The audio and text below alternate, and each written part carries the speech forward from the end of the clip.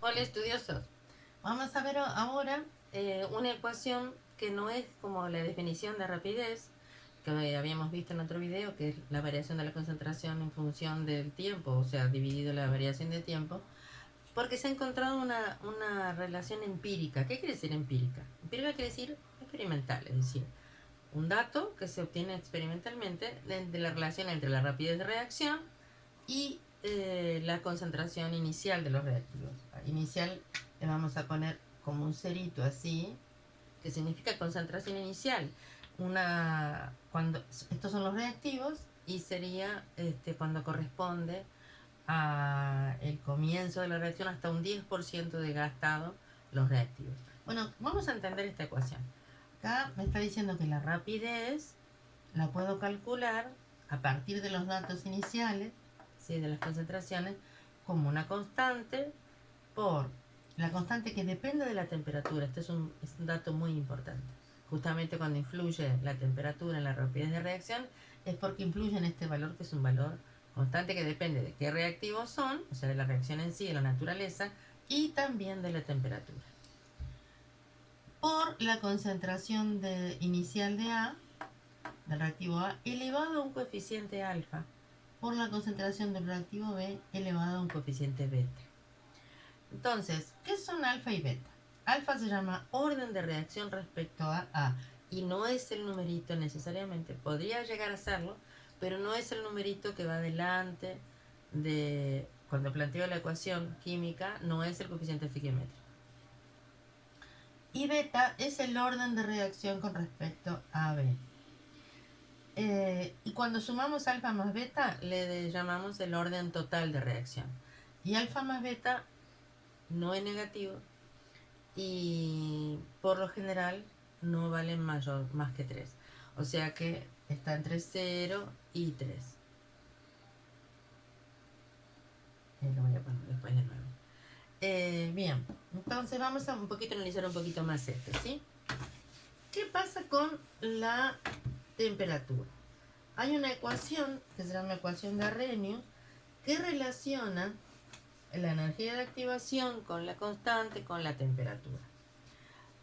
La voy a ver en otro video, pero ahora lo que solo me interesa el tipo de proporción. Es decir, la constante vale otro valor fijo, que esto sí depende de solo de la reacción, por E a la menos energía de activación sobre R por la temperatura Kelvin. R es la constante, una constante también, constante de Reñón. Energía de activación depende de qué reacción es. Pero a mí lo que me importa que se visualice es que la constante depende exponencialmente, está en el exponente de un número E, que es un número fijo, como es la base del logaritmo neperiano, 2,718, bueno, sigue el número, es un número, elevado a un exponente. ¿Qué quiere decir? Que con un poquito que cambia la temperatura, como está en el exponente, la función exponencial es una función que crece mucho y rápidamente a medida que varía la variable independiente, que sería la temperatura. Si le cambiamos la temperatura, entonces todo este valor aumenta mucho y por lo tanto la constante eh, es la constante de cinética o constante de velocidad depende de la temperatura en forma exponencial.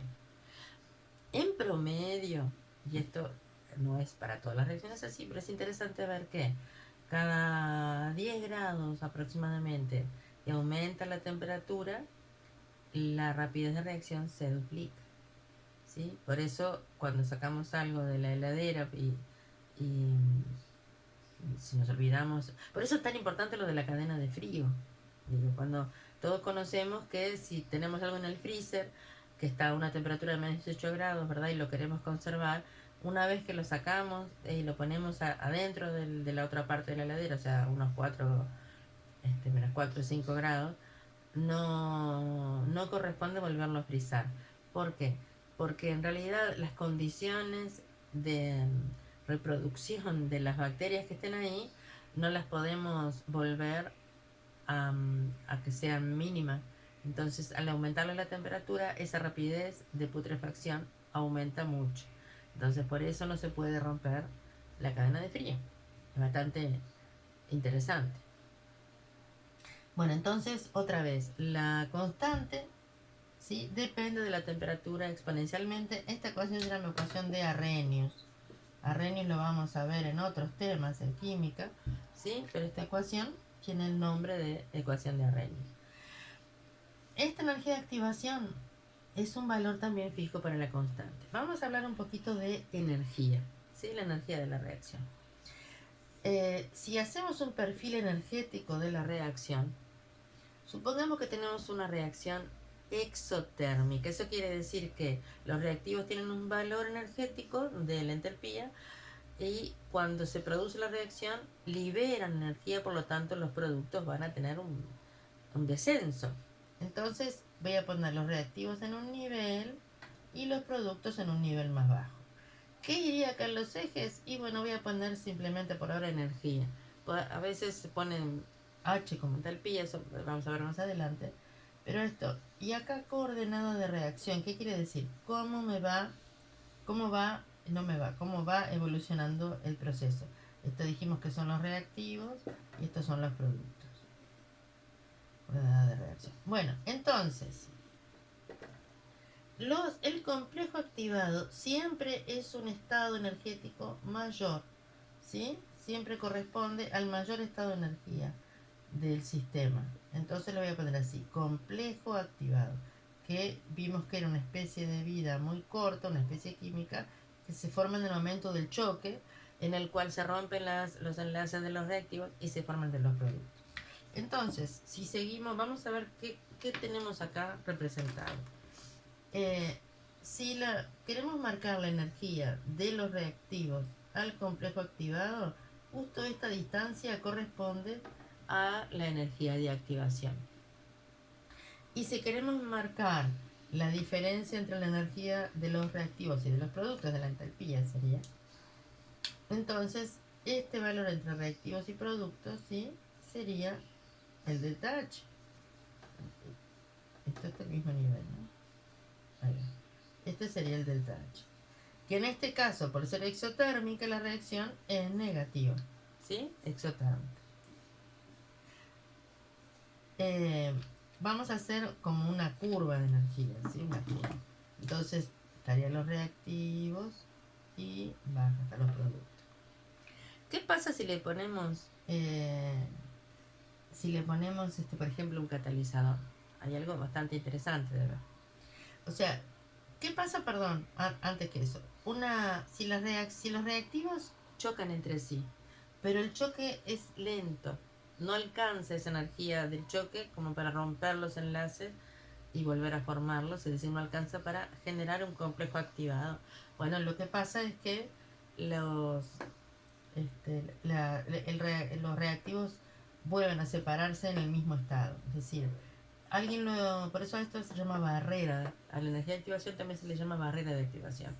Y muchas veces se ha comparado con, por ejemplo, si nosotros queremos hacer pasar una pelotita por una duna, una lumita de arena o de lo que sea, y la tiramos, ¿sí? Si no le damos la energía suficiente para llegar al tope, entonces no va a pasar para el otro lado.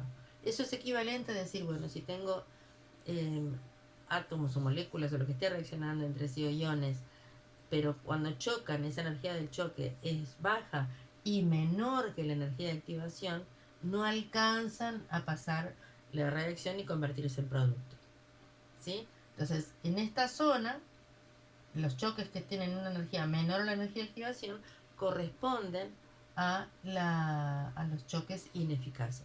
Los que llegan a alcanzar la energía de activación y luego la traspasan, entonces son los choques eficaces. En esta gráfica también se puede representar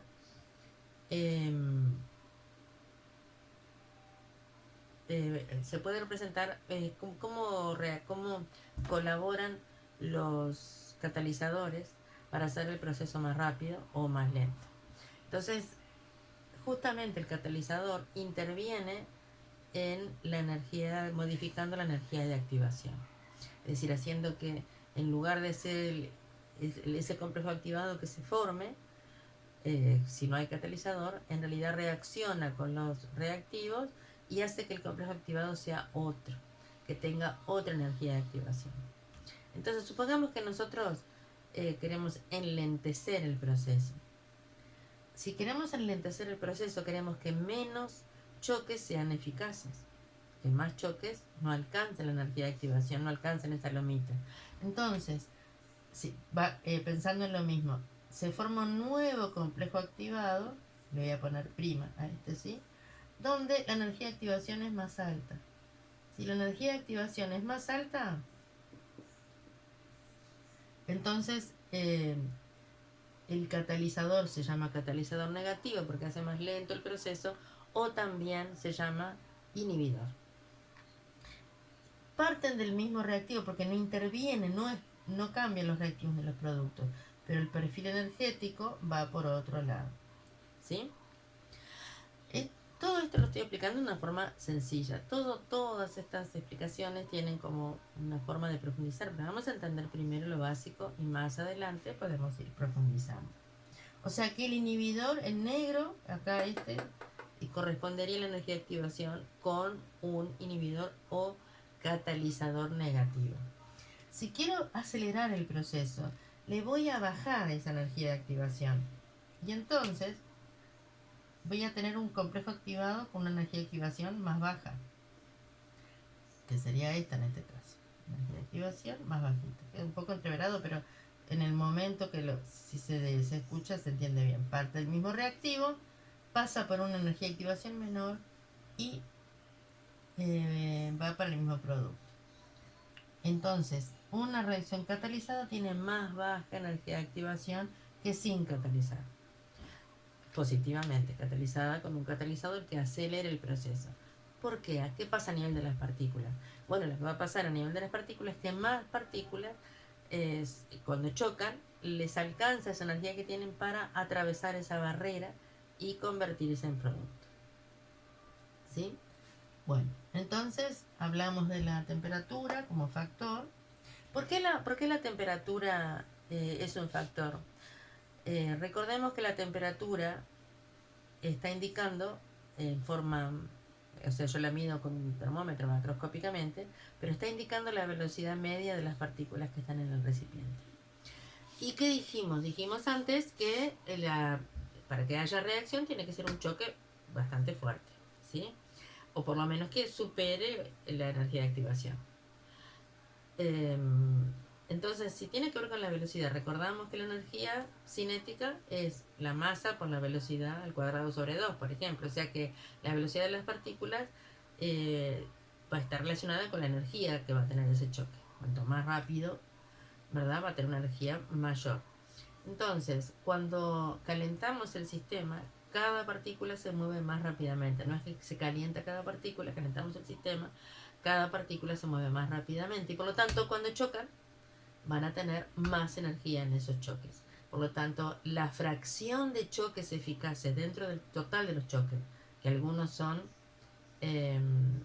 no eficaces, algunos son simples rebotes, la fracción de choques eficaces a mayor temperatura en el total de los choques es mayor. Por eso es que la reacción se acelera. Bueno, nos faltan 2 o 3 cositas.